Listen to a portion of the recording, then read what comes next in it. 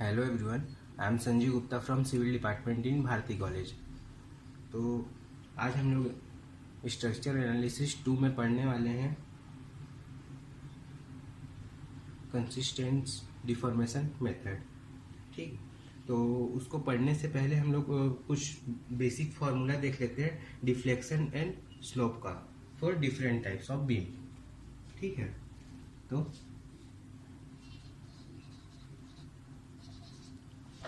some basic formula for slope and deflection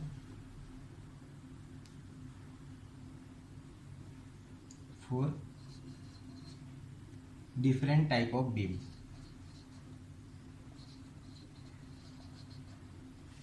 different type of beam.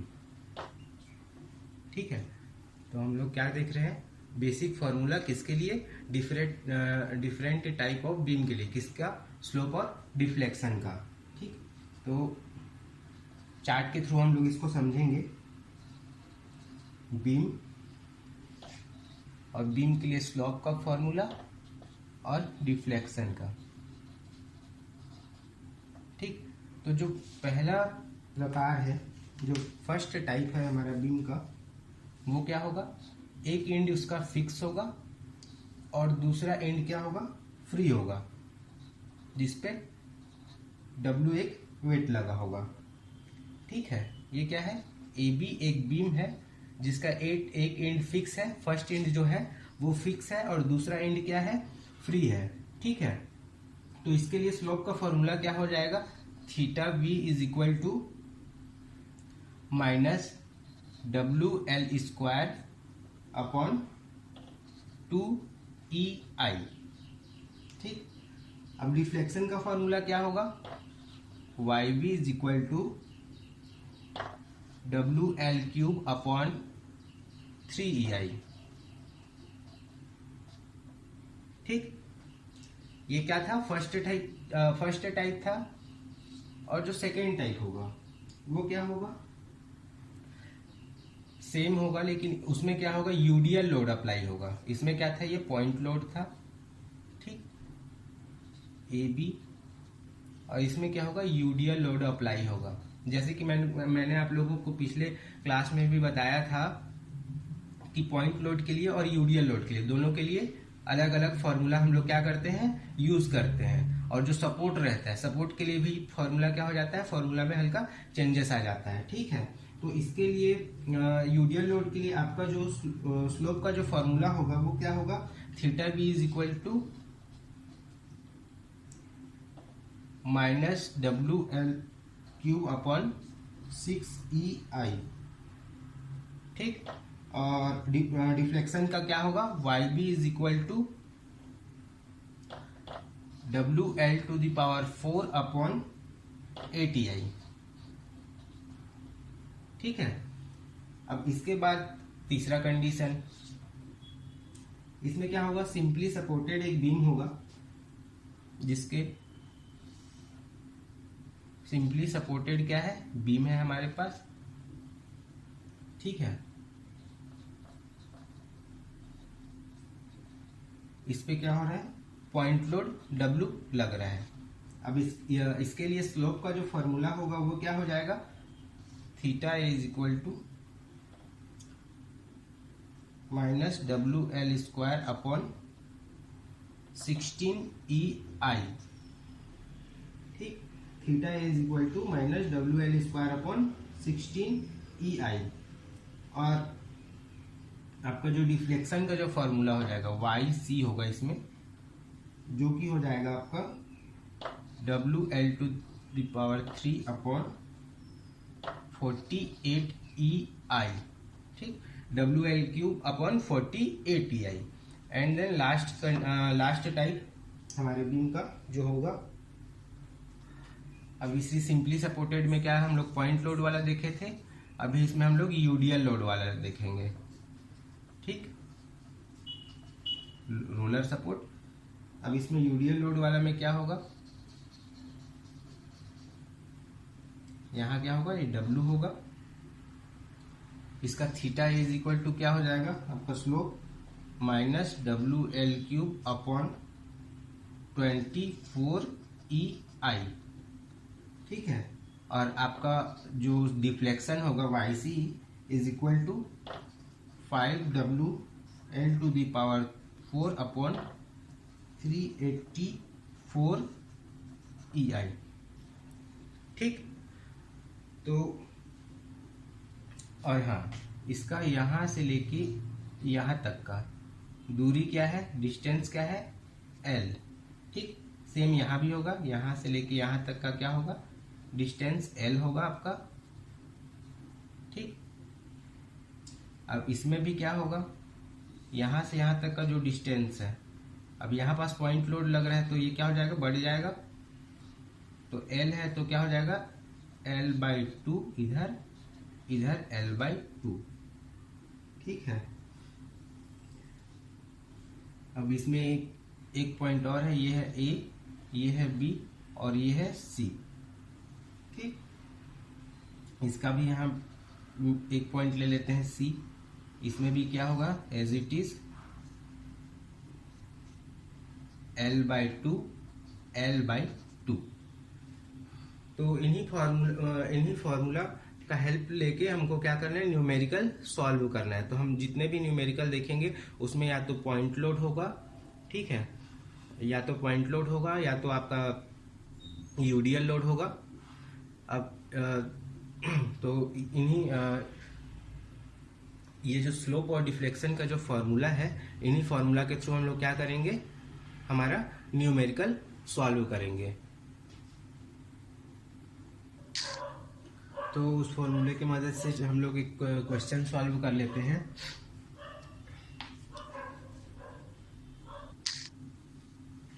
तो हमारा question है for the प्रोप्ड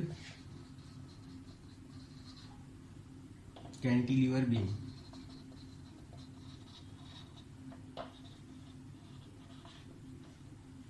इसको हम लोग डायग्राम के थ्रू देखेंगे, ठीक है। इसका क्या करना है, ड्रा बेंडिंग मोमेंट एंड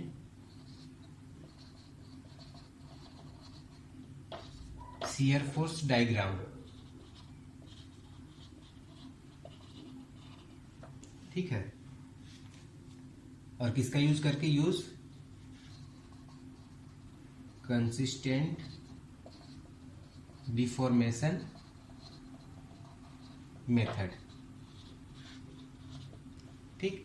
तो हमारा जो बीम है वो कैसा है, प्रोप्ड कैंटिलीवर बीम, ठीक। यहाँ क्या है, रिएक्शन है बी पॉइंट पे, इसमें यूडीएल लोड लगा हुआ है जिसका लोड कितना है, 4 किलो न्यूटन पर मीटर, ये पॉइंट ए वो पॉइंट बी, और इसका जो distance length L is equal to 4 metre, ठीक। तो ये क्या है, ये हमारा प्रोप्ड कैंटिलीवर बीम है, ठीक है। क्या है, प्रोप्ड कैंटिलीवर बीम। तो हम लोग को क्या करना है, use consistent deformation method for analyse the beam, for analyse the beam. हम लोग को क्या करना है, कंसिस्टेंट डिफॉर्मेशन मेथड यूज करना है। तो उसमें सबसे फर्स्ट क्या होता है, 5 स्टेप हम लोगों ने पढ़ा है इसमें, जिसमें पहला क्या था, कैलकुलेटिंग डिग्री ऑफ इंटरमिनेसी, दूसरा क्या था, रिमूविंग द प्रॉप, थर्ड क्या था, assuming a reaction at free end, fourth क्या था, कंपिटिबिलिटी इक्वेशन, ठीक है। और 5वां last, draw bending moment and shear force ठीक है, डायग्राम। तो calculating degree of indeterminacy, first step calculating solution degree of indeterminacy indeterminacy. ठीक है, तो इसमें क्या है, the structure involve two reaction, structure में क्या हो रहा है, दो रिएक्शन लग रहा है। ठीक है, at a couple at the free and, at the couple at the free and में क्या लग रहा है, टू रिएक्शन लग रहा है। The degree of redundancy of this structure is 1, और जो डिग्री है रिडंडेंसी जो है वो क्या है, एक है। ठीक है, स्ट्रक्चर इज 1, तो इसमें क्या हो जाएगा, एक्स इज के about, X is equal to जो डिग्री ऑफ इंटरमिनेंसी हो जाएगा वो क्या हो जाएगा 3 - 2 इज इक्वल टू क्या हो जाएगा 1। ठीक, अब इसके आगे क्या करेंगे, by removing any one of the reaction of the couple the structure reduce to a determinate form. तो हम लोग अब इसमें क्या करेंगे, कोई भी एक रिएक्शन को अगर हम लोग हटाएंगे तो हमारा जो स्ट्रक्चर है वो क्या हो जाएगा, हमारा जो स्ट्रक्चर है वो डिटर्मिनेट फॉर्म में रिड्यूस हो जाएगा। ठीक है, तो इसके बाद हम लोग क्या करते हैं, स्टेप 2, ये क्या था, स्टेप 1 था।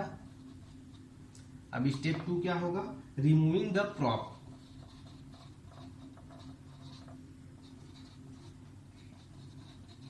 ठीक, अब इसमें हम लोग जब रिमूव करेंगे इस रिएक्शन एट बी पॉइंट को क्या करेंगे, रिमूव करेंगे, तो हमारा जो डायग्राम है वो कुछ इस प्रकार से बनेगा।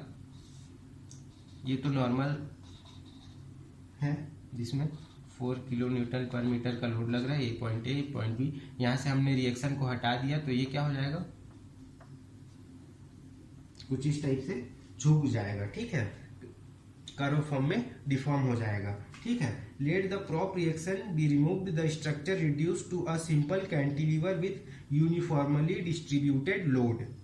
ठीक है, सिंपल कैंटिलीवर बीम में क्या हो गया, चेंज हो गया है, जिसमें क्या लग रहा है, uniformly distributed load, UDL load लग रहा है। ठीक है, तो the deflection at free end, अब हम लोग इसमें क्या निकालेंगे, the deflection of free end, of free end. तो the deflection of free end क्या होगा, अभी मैंने जैसे आप लोगों को फॉर्मूला लिख के बताया था, तो उसमें से हम लोग क्या करेंगे, उसमें का यूडीएल लोड वाला फॉर्मूला क्या करेंगे, यहाँ पास हम लोग अप्लाई करेंगे। ठीक है, तो the deflection of free end क्या हो जाएगा, अब यूडीएल है तो WL⁴/8EI। ठीक, अब यहाँ पास हमको W का मान पता है 4 × L का मान भी पता है 4⁴/8, अब EI का मान हमको नहीं पता है। ठीक, अब इसको सॉल्व करेंगे तो क्या हो जाएगा 128/EI। ठीक है, इसको हम लोग सॉल्व करेंगे तो ये क्या हो जाएगा 128/EI।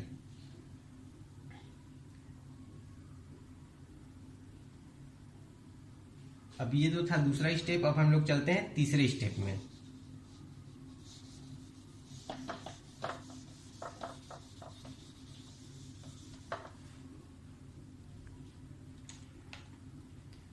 तो स्टेप 3 क्या था,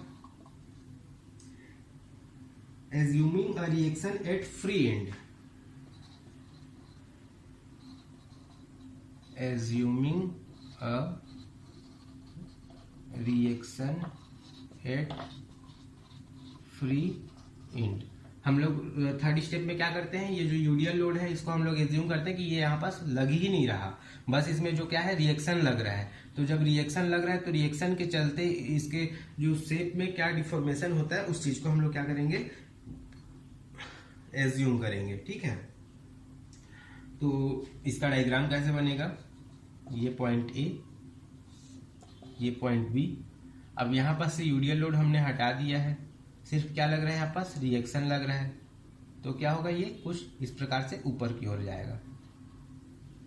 ठीक है, तो assume a reaction at free and at the point of redundant force.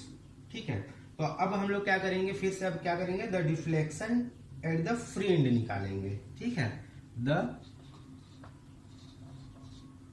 Deflection at the free and. ठीक, अब क्या है, अब तो ये यूडीएल भी नहीं है, इसके ऊपर से यूडीएल लोड क्या हो गया, हट गया है। अब यहाँ पास क्या हो जाएगा इसका formula, minus RB L³ upon 3EI। ठीक है, अब हम लोग इसमें क्या करेंगे, RB का वैल्यू रख देंगे, तो ये क्या हो जाएगा, -21.33, सॉरी L³ का फॉर्म रखेंगे, RB अपॉन EI। ठीक, क्योंकि हमको लेंथ पता है, तो हम लोग L³ का वैल्यू रखे यहाँ पास, तो क्या हो गया, हमारा जो वैल्यू कितना आया, -21.33 RB अपॉन EI। ठीक, अब इसके बाद स्टेप 4, स्टेप 4 क्या है, compatibility equation. Applying the compatibility equation, if RB is the reaction at the prop, then deflection at the free end is to be 0। ठीक है, हम लोग क्या कर रहे हैं, कंपेटिबिलिटी इक्वेशन अप्लाई कर रहे हैं, जिसमें क्या होगा, रिएक्शन एट फ्री एंड जो है और उसका जो डिफ्लेक्शन है वो क्या हो रहा है, 0। ठीक, तो इसमें हमारा जो डायग्राम है वो कैसा बनेगा, पहले इसका वो लिख देते हैं, कंपेटिबिलिटी इक्वेशन। ठीक, कंपेटिबिलिटी इक्वेशन अप्लाई कर रहे हैं, ये हमारा है डायग्राम जिसपे यूडीएल लोड अप्लाई है, ये पॉइंट ए, ये point B, okay, 4 kilo newton पर मीटर। अब इसमें डिफॉर्मेशन होगा तो कैसे, अब यहाँ पास फिक्स है, तो ये कुछ डिस्टेंस जाने के बाद यहाँ से डिफ्लेक्ट होना स्टार्ट होगा। ठीक है, यहाँ पास क्या है, फ्री एंड है और सिंपली सपोर्ट है, तो कुछ इस प्रकार से बनेगा हमारा जो मतलब डिफ्लेक्शन जो होगा वो क्या होगा, कुछ इस प्रकार से होगा। अब इसमें क्या करते हैं, डेल्टा बी देखते हैं, ये क्या होगा, 0 होगा। ठीक है, अब जो इक्वेशन 2 और इक्वेशन 3 था उसको क्या करते हैं, हम लोग ऐड करते हैं, तो इक्वेशन 2 और 3 का को जब हम लोग ऐड करेंगे तो क्या हो जाएगा, 128 अपॉन EI। अब वो क्या था, माइनस में था, तो यहाँ पास क्या होगा, -21.33 RB upon EI is equal to क्या होगा, 0। ठीक, क्योंकि हम लोगों ने क्या किया है, free end is to be 0, इसलिए क्या होगा, यहाँ पास ये 0 हो गया। यहाँ पास हमारा क्या निकलेगा, RB का वैल्यू निकल जाएगा, RB का वैल्यू EI इधर ट्रांसफर, सॉरी RB का जब वैल्यू निकलेगा यहाँ से, वो इसको जब हम लोग सॉल्व करेंगे तो कितना आएगा, 6 किलो न्यूटन। ठीक है, RB का वैल्यू क्या आएगा, 6 किलो न्यूटन आएगा। ठीक, अब इसके बाद क्या करेंगे, रिएक्शन एट ए, मतलब हम लोग अब रिएक्शन एट पॉइंट ए निकालेंगे। ठीक है, पॉइंट ए में कितना रिएक्शन लग रहा है, तो निकालेंगे रिएक्शन एट पॉइंट ए। ठीक, तो रिएक्शन में क्या होगा, समेशन Fy होगा इज इक्वल टू 0 लेते हैं। अब समेशन Fy क्या होगा, y एक्सिस के about RA -4 × 4 plus RB is equal to 0। तो यहाँ पास क्या करेंगे, RB का वैल्यू रख देंगे, तो यहाँ से हमारा RA निकल जाएगा 10 किलो न्यूटन। हमको RA और RB दोनों, रिएक्शन एट पॉइंट बी और रिएक्शन एट पॉइंट ए दोनों मिल चुका है। ठीक है, तो अब हम लोग क्या करेंगे, अब इसके आगे जो स्टेप 5 है वो अप्लाई करेंगे। स्टेप 5 क्या होगा, bending moment and shear force diagram. Bending moment and shear force diagram. ठीक, तो जैसे कि मैंने बताया था कि यहाँ पास फिक्स है, तो सीधा यहाँ से डिफ्लेक्शन स्टार्ट नहीं होता है, एक डिस्टेंस के बाद से डिफ्लेक्शन स्टार्ट होता है, और वहां से लेके लास्ट एंड तक का जो डिस्टेंस है उसको हम लोग क्या मानते हैं, x मान लेते हैं। ठीक है, तो bending moment at any distance x from b, bending moment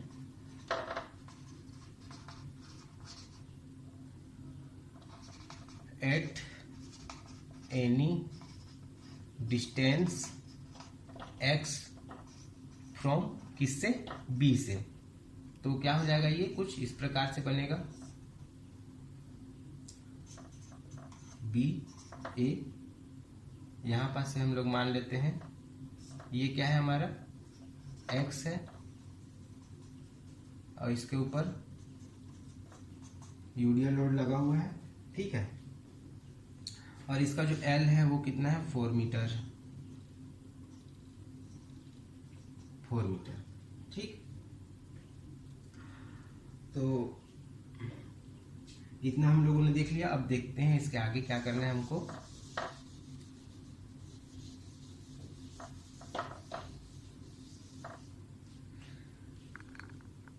अब इसके आगे हम लोग क्या निकालेंगे, मूवमेंट अबाउट एक्स एक्सिस। तो मूवमेंट अबाउट एम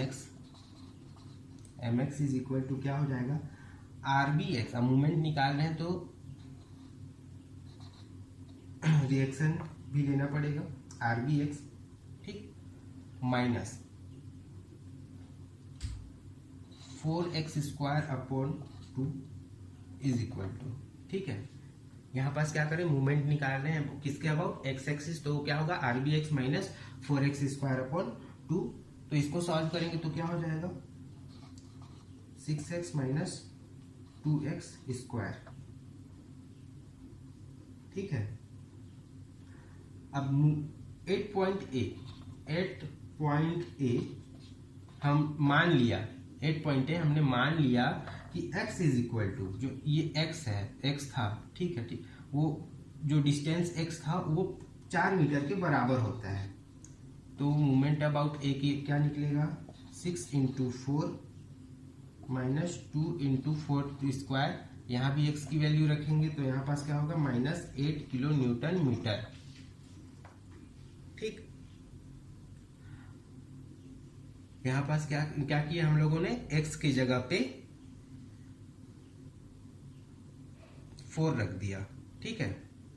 अब देखते हैं हम लोग क्या, 4 पॉइंट ऑफ इनफ्लेक्शन, 4 क्या देखेंगे, 4 पॉइंट ऑफ इनफ्लेक्शन,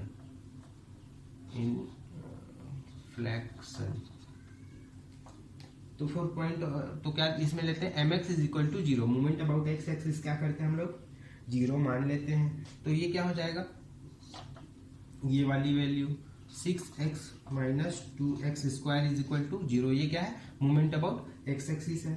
तो इसमें से जब हम लोग x की वैल्यू निकालते हैं तो यहाँ क्या आता है, 3 मीटर, ठीक है। इसको जब हम लोग सॉल्व करेंगे तो इसमें से हमारा x का जो वैल्यू निकलेगा वो कितना आएगा, x is equal to 3 metre. तो अब देखते हैं फॉर मैक्सिमम वैल्यू, मतलब x की कितनी बड़ी वैल्यू हो सकती है, मतलब ज्यादा से ज्यादा x का डिस्टेंस कितना हो सकता है, वो चीज हम लोग क्या करेंगे, निकालेंगे। तो फॉर मैक्सिमम वैल्यू के लिए हम लोगों को क्या करना पड़ेगा, डिफरेंशिएट करना पड़ेगा। डिफरेंशिएट किसको करेंगे, d/dx 6x माइनस 2x²। तो जब हम लोग इज इक्वल टू 0, जब हम लोग इसको डिफरेंशिएट करेंगे तो x की जो वैल्यू आएगी, ठीक है, वो क्या आएगी, 6/4 इज इक्वल टू 1.5 मीटर, ठीक। तो ये तो x की वैल्यू आई। अब इसका मैक्सिमम वैल्यू तब निकलेगा जब हम लोग इस वैल्यू को इस इक्वेशन में पुट करेंगे, ठीक है। तो जब हम लोग पुट करेंगे तो क्या होगा, फॉर मैक्सिमम वैल्यू 6 × 1.5 माइनस 2 × 1.5 का स्क्वायर। तो मैक्सिमम वैल्यू ऑफ x कितना आएगा, 4.5 किलो न्यूटन मीटर, ठीक है। मैक्सिमम वैल्यू ऑफ x भी हमने निकाल लिया है।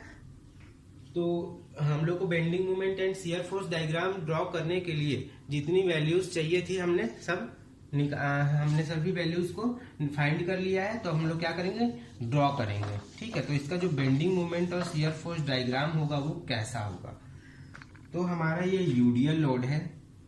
तो नॉर्मल एक लाइन लेते हैं हम लोग, ठीक है। अब यहाँ पास ये नीचे जाएगा क्योंकि ये माइनस में आया था, और x डिस्टेंस, अब इसको मैं क्लियर कर देता हूं। यहां तक की वैल्यू जो थी हमारी वो थी 1.5, डिफरेंशिएट करने के बाद जो हमारा आया था मैक्सिमम वैल्यू क्या आएगा 4.5, ये क्या है, ये आएगा आपका 8। ठीक, ये हो गया आपका बेंडिंग मोमेंट डायग्राम। अब शियर फोर्स डायग्राम में क्या होगा,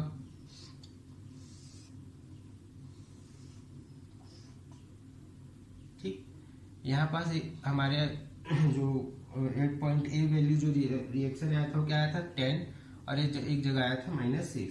ठीक, तो ये क्या है आपका शियर फोर्स डायग्राम है, और ये तो वही ए बी रहेगा, ए बी। ठीक, तो कुछ इस प्रकार से हम लोग क्या करेंगे, न्यूमेरिकल सॉल्व करेंगे किसका, स्लोप एंड डिफ्लेक्शन का consistent deformation consistent deformation method के थ्रू। ठीक है, थैंक यू।